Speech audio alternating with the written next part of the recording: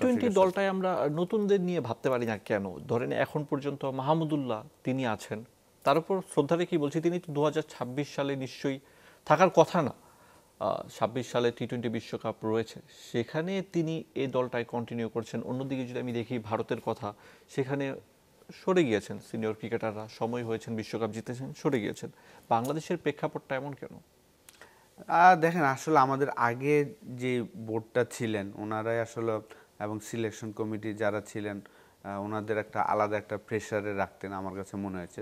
মাহমুদুল্লাহর কথাটাই যদি আপনি চিন্তা করেন, 2023 বিশ্বকাপে হঠাৎ আর কি যাওয়ার আগে 3টা সিরিজে তাকে খেলানো হইলো না, তারপরে হঠাৎ করে তাকে আবার নেওয়া হয়েছে, এবং যে সাউথ আফ্রিকার সাথে ব্রিলিয়ান্ট একটা 100 করেছেন এবং ভালো খেলেছেন।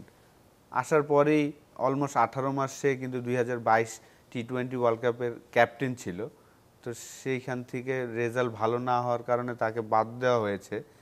পরে আবার 2024 টি-20 ওয়ার্ল্ড কাপে যাওয়ার আগে আর কি 23 ওয়ার্ল্ড কাপে ভালো খেলাতে আমাদের বোর্ড ডাইরেক্টর 2-3 জন ওনারা বলছেন যে সে অটোমেটিক চয়েস আর কি। একটা ফরম্যাটে আমরা ভালো খেললে আমরা আরেকটা প্লেয়ারকে অটোমেটিক চয়েস করে ফেলি, সেই জায়গাটায় আসলে সিলেক্টরদের কিছু করারও থাকে না।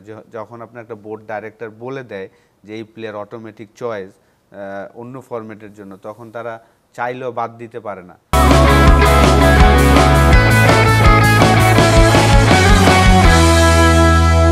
তো ডেফিনেটলি আমার কাছে মনে হয় যে যেহেতু লাস্ট ওয়ার্ল্ড কাপটা অতটা ভালো হয়নি আর কি, বিশেষ করে মাহমুদুল্লাহ 50 ওভার ওয়ার্ল্ড কাপের পরে যেই ম্যাচগুলোই খেলছেন চেষ্টা করছেন তার বেস্ট খেলাটা খেলার, এক্সেপ্ট আফগানিস্তানের সাথে ওই ম্যাচটা অতটা ভালো খেলতে পারেনি, আদারওয়াইজ চেষ্টা করছেন।